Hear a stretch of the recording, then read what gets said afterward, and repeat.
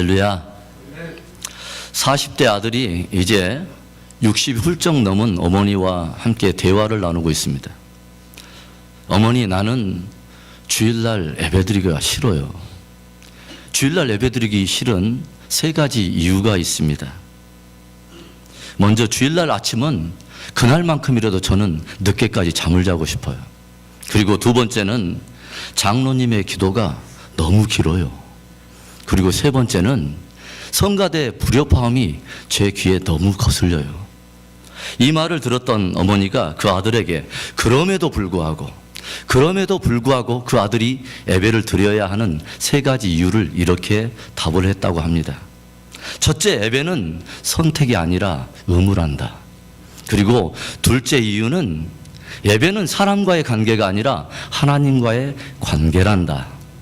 그리고 무엇보다도 세 번째 이유, 너는 담임 목사니까 결석하면 안 돼. 믿는 성도들의 신앙생활의 기본 근간을 잘 정리해서 요약해 놓은 웨스트민스터 신앙요리문답 1조 1항은 사람의 가장 크고 첫째된 목적은 주 하나님을 기뻐하고 그분을 영화롭게 하는 것이라고 정리하고 있습니다. 그래서 하나님을 기뻐하고 그분을 영화롭게 하는 것이 사람됨의 가장 근본이 되는 목적이라는 것이죠.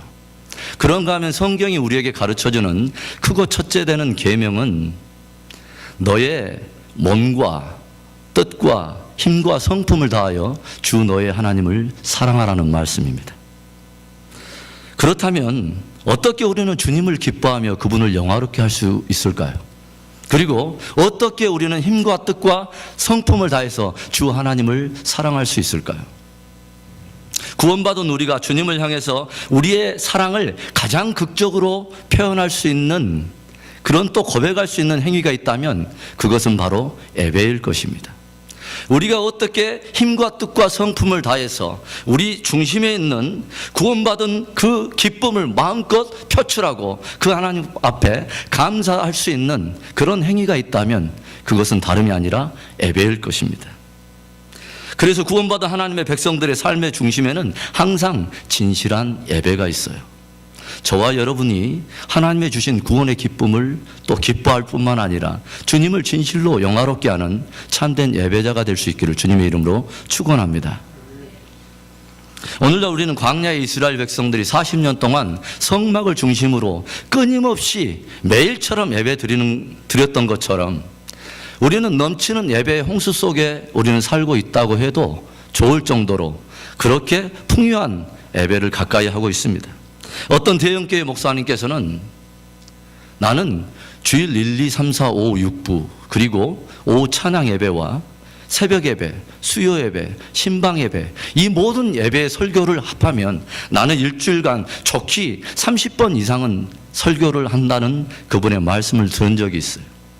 그런가 하면 우리는 대중매체가 발달하면서 TV나 인터넷을 켜면 그리고 라디오를 틀면은 언제든지 유명한 교회의 예배를 접할 수 있고 유명한 교회의 목사님의 설교를 쉽게 아주 어렵지 않게 우리는 접하는 그런 시대를 살고 있습니다. 그런데 그렇게 많은 예배를 드리는 우리가 이제는 한 번쯤 진실하게 한번 물어야 될 질문이 있다고 저는 생각합니다. 그것은 과연 오늘 내가 드리는 예배가 하나님이 받으실 만한 예배인가 하는 것입니다. 정말 나는 하나님 앞에서 진실한 예배자인가 하는 그 질문을 한 번쯤은 던져보아야 할 때라고 생각을 합니다. 이스라엘 백성들은 광야 40년 동안 거의 매일 빠짐없이 성막을 중심으로 예배를 드렸습니다. 양과 소를 잡아서 하나님 앞에 희생제사를 드렸어요. 그런데 한 선지자를 통해서 하나님께서 그들에게 들려주신, 듣는 그들을 매우 당혹해 하는 하나님의 말씀이 이것이었습니다. 너희가 광야 40년 동안 어느 때 나에게 제사를 드린 적이 있었느냐? 너희가 광야의 40년 동안을 행하면서 나에게 과연 예배를 드린 적이, 제사를 드린 적이 있었느냐라는 하나님의 말씀, 얼마나 충격적이었겠어요. 그런가 하면 성경의 맨 마지막 책인 요한계시록 11장은 마지막 환란 시대에 일할 두 증인의 모습을 다루면서 성전과 제단 사이에서 예배하는 자들을 청량하라는 메시지를 던지고 있습니다. 우리 함께 계시록 11장 1절과 2절을 봅니다. 또 내게 지팡이 같은 갈대를 주며 말하기를 일어나서 하나님의 성전과 제단과 그 안에서 경배하는 자들을 청량하되 성전 밖마당은 청량하지 말고 그냥 두라. 이것을 이방인에게 주었은즉 저희가 거룩한 성을 42달 동안 짓밟으리라. 하나님께서 지팡이 같은 갈대를 주면서 성전과 제단 사이에서 예배하는 자들을 한번 청량해 보라는 거예요. Count the worshippers. 진실한 예배자들이 얼마나 되는가 한번 세어보라는 거예요. 그리고 성전 밖마당은 청량하지 말고 그냥 내어버려두라. 그것은 이방인들에게 내어주었은즉 저희가 42달 동안 저들을 짓밟으리라는 말씀이었습니다. 이 말씀은 놀랍게도 두 부류의 사람들을 나누어서 다루고 있습니다. 한 부류는 성전과 제단 사이에서 진실로 예배하는 무리들이고, 한 무리는 성전 밖마당에 돌아와서 뜰만 받고 돌아가는 그러한 예배자들의 모습입니다. 성전 안에서 진실로 예배하는 자들이 몇 명쯤이나 되는가 한번 헤어보라는 거예요. 마지막 환난 시대를 보여주면서 이 말씀이 우리에게 경종해 주는 말씀은 진실로 하나님께 예배하는 자들을 찾기가 참 힘든 그런 시대가 점점 다가오고 있다는 도전입니다. 우리에게 너무도 익숙해 있기 때문에, 그리고 우리 주변에 너무도 풍성하기 때문에 그 소중함과 참된 본질을 잃어버리고 그 아름다운 가치를 놓쳐버리고 이제는 더 이상 어떤 기대가 없는, 그리고 어떤 감동도 없는 점점 메말라가는 그러한 현대인들의 예배의 모습을 우리는 종종 봅니다. 과연 오늘 드리는 나의 예배가 하나님께 연락되는가?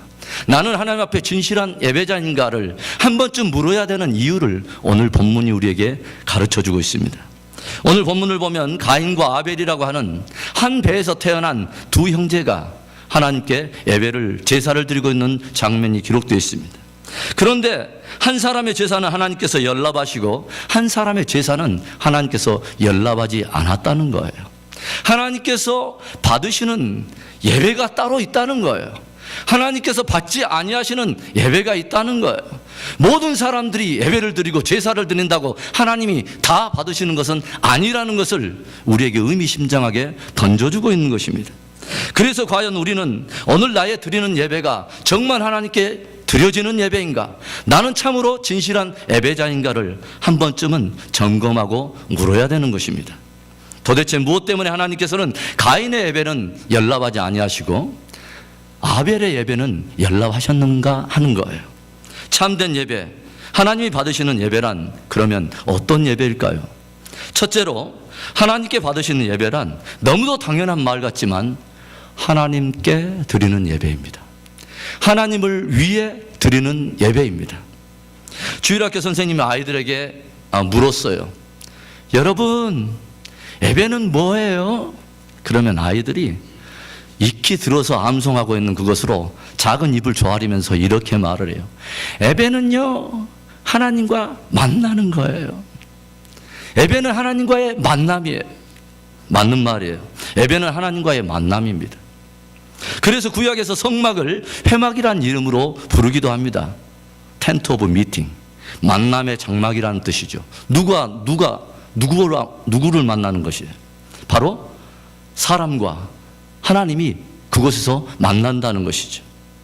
예배는 하나님 앞에 나아가는 것이고 그분을 만나는 거예요. 오늘 나는 예배 안에서 하나님을 만나고 있습니까? 나는 오늘 예배 안에서 하나님을 경험하고 있습니까? 때로 사람들은 예배에 나가면서 내가 지금 누구에게 나가는지를 잊어버리고 사는 사람처럼, 그리고 내가 누구에게 나가는가는 결코 나에게 별로 중요하지 않은 일처럼, 상관없는 일처럼 그렇게 나가는 사람들을 종종 봅니다. 마치 성전 미문 앞에 앉아있는 안진뱅이처럼 그 성전 안에 들어가서 하나님께 예배하며 감격하며 하나님을 누리며 충만함으로 살아가는 그 사람들과는 달리 늘 성전 미문 앞에서 들랑달랑하는 그 사람들을 구경하고 그들의 주머니에서 무엇이 나올까만 항상 그들의 관심의 주관건이 되는 그러한 사람의 모습 말이죠. 예배의 가장 중심은 하나님 한 분입니다. 우리는 하나님께 예배하는 것입니다. 하나님은 이와 같이 하나님께 예배하는 자를 찾으시는 것입니다. 이 산에서도 말고 저 산에서도 말고 예루살렘에서도 말고 단에서도 말고 오직 하나님 아버지께 예배할 때가 오나니 곧 이때라. 하나님은 이렇게 자기에게 예배하는 자를 찾으시느니라. 예배의 중심은 하나님 한 분이에요. 그래서 우리는 예배 때 나아갈 때 깊이 물어야 돼요. 내가 지금 누구에게 나아가고 있는가? 내가 나아가고 있는 그분이 누구인가? 내가 이렇게 나아가도 되겠는가 하는 우리의 마음과 자세를 한 번쯤은 물어야 되는 것입니다. 많은 사람들이 오해를 하는 것 중에 하나가 예배는 자기 자신을 위해서 드린다고 생각하는 것입니다. 예배는 내가 무엇인가를 얻기 위해서 드린다고 착각하는 거예요. 그래서 모든 것이 다 자기 기준입니다. 우리는 구약을 통해서 믿음의 족장들이나 믿음의 사람들이 하나님 앞에 단을 쌓을 때마다 특별하게 등장하고 있는 한 구절을 우리는 주목하게 됩니다. 창세기 8장 20절을 봅니다. 노아가 여호와를 위하여 단을 쌓고 모든 정결한 짐승 중에서와 모든 정결한 새 중에서 취하여 번제로 단에 드렸더니. 누구를 위하여 단을 쌓았다고요? 여호와를 위하여. 매우 당연한 말 같죠? 그런데 이 말이 굉장히 의미심장하게 다가온다는 것이죠. 창세기 12장 7절도 봅니다. 여호와께서 아브라함에게 나타나 가라사대 내가 이 땅을 내 자손에게 주리라 하신지라 그가 자기에게 나타나신 여호와를 위하여 그곳에 단을 쌓고. 한 절만 더 보겠습니다. 창세기 13장 18절입니다. 함께 읽어보죠.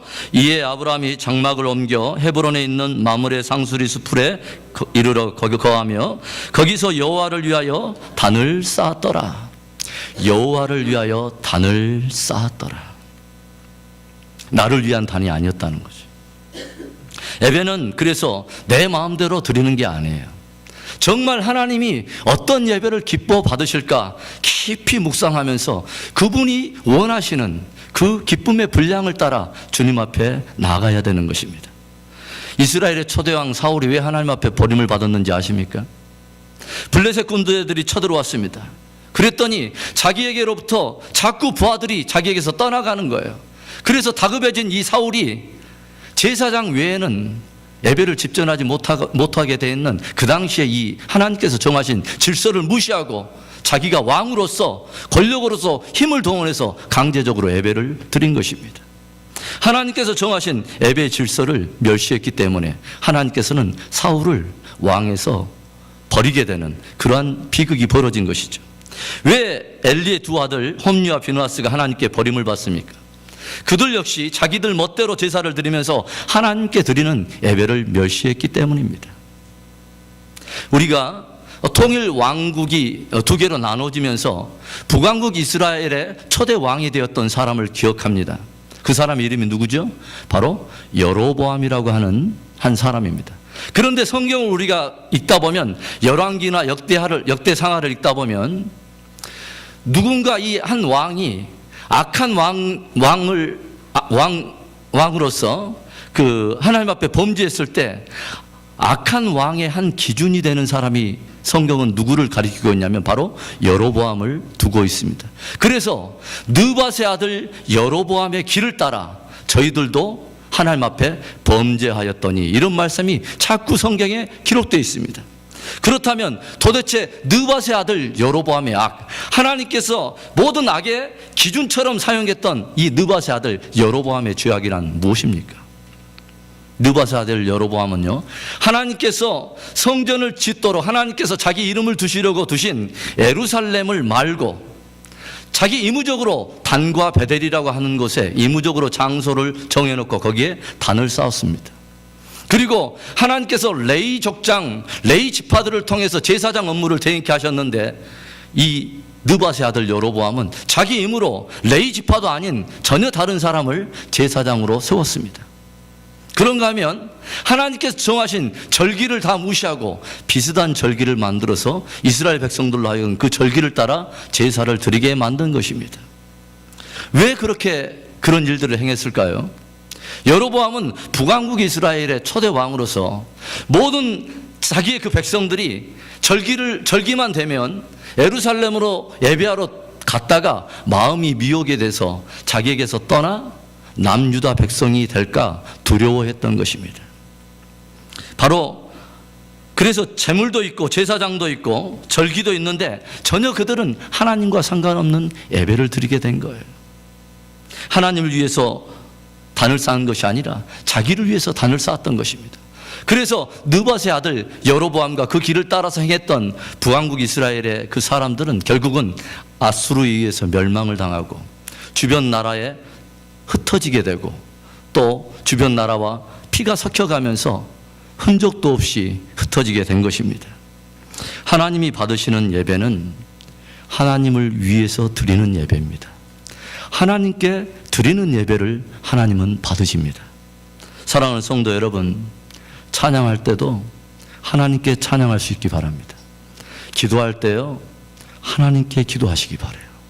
헌금을 드릴 때도 하나님께 드릴 수 있기를 바랍니다. 진실로 저와 여러분이 하나님을 위해서 예배를 드리고 하나님께 예배를 드려서 주님이 기뻐 받으시는 예배자가 되는 은혜가 있기를 다시 한번 주님의 이름으로 축원합니다. 하나님께서 연락하시는 참된 예배란 또 어떤 예배입니까? 둘째로 진실한 헌신이 있는 예배입니다. 진실한 헌신이 있는 예배.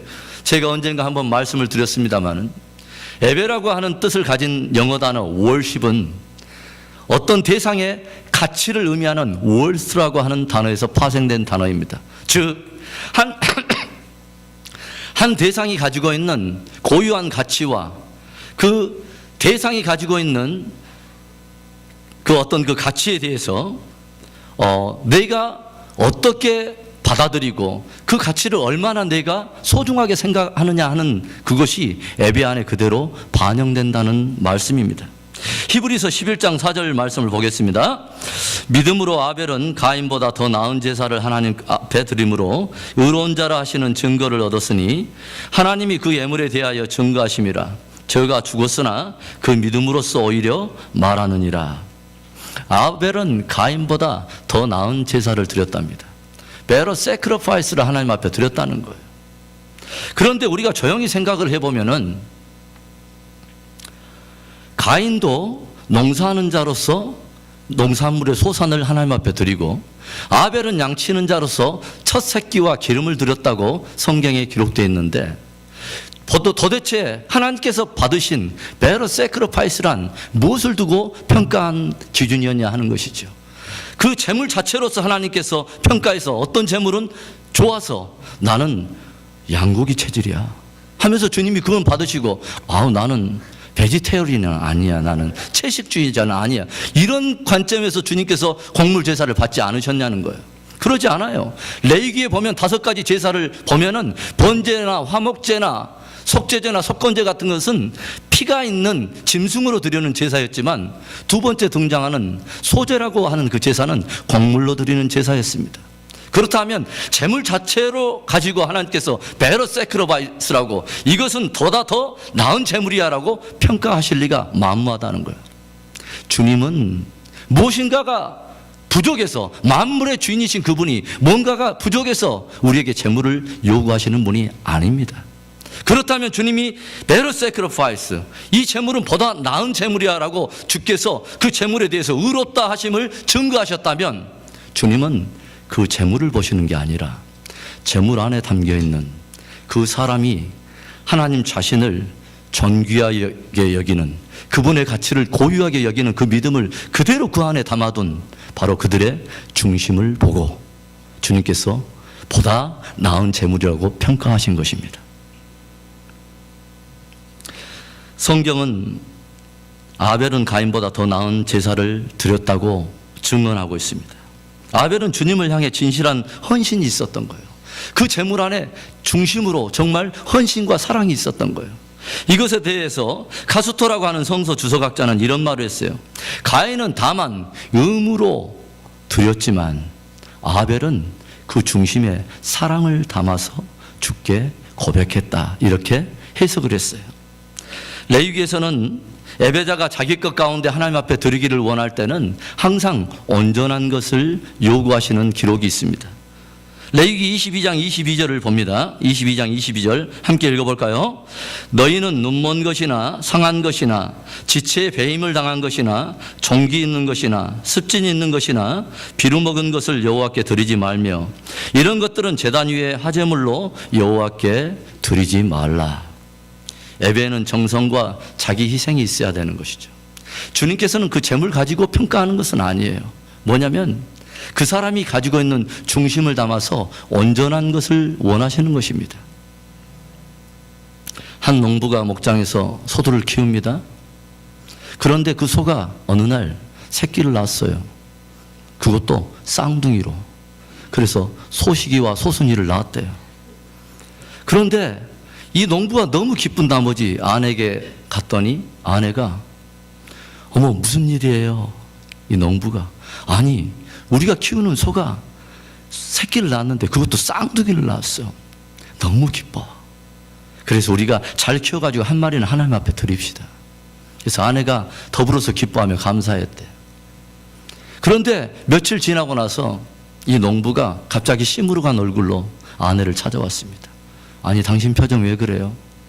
그랬더니 이 농부가 하는 말이 여보 하나님의 송아지가 죽었어. 하나님의 송아지가 죽었어.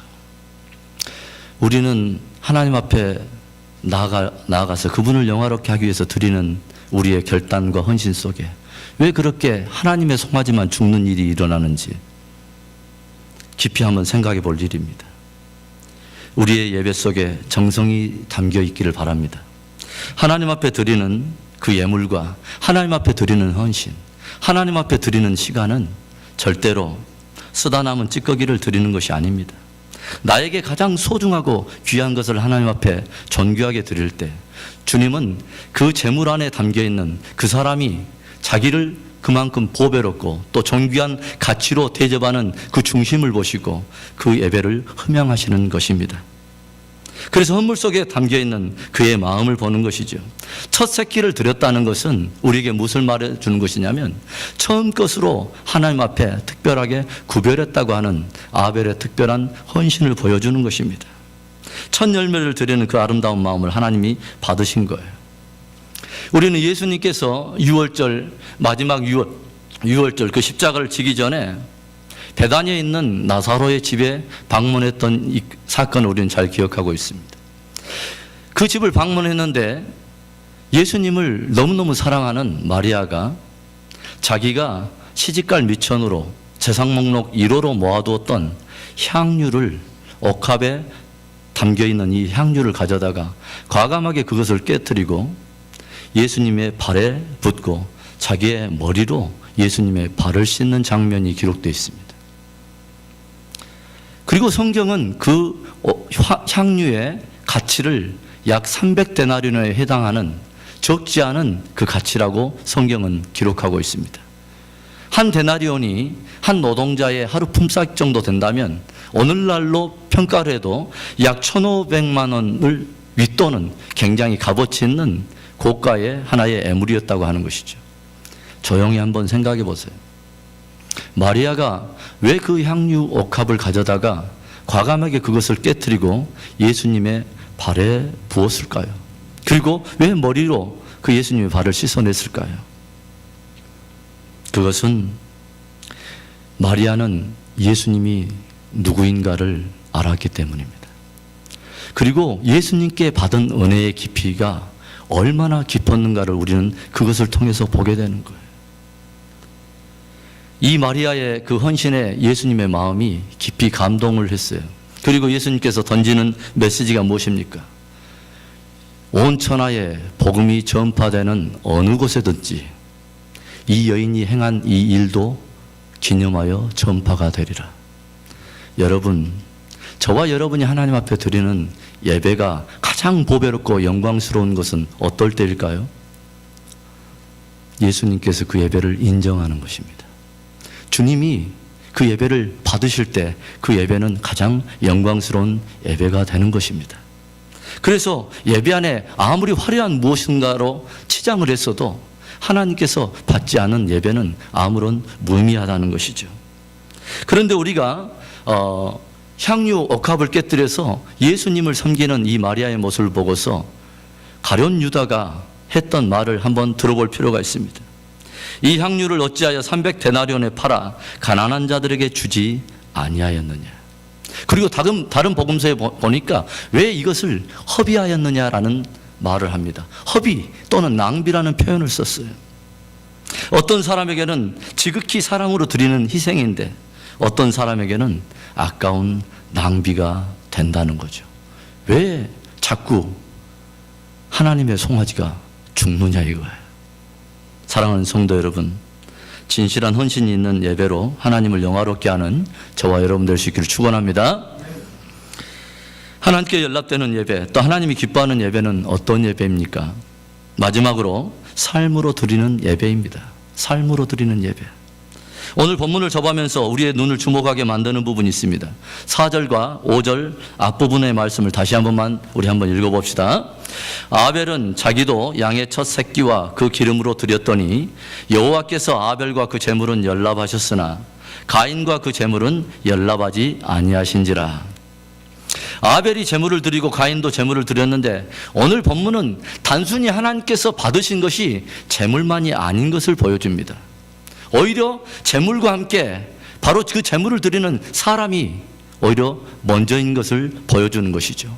아벨과 그 제물은 연납하셨으나 가인과 그 제물은 연납하지 아니하셨다는 것이죠.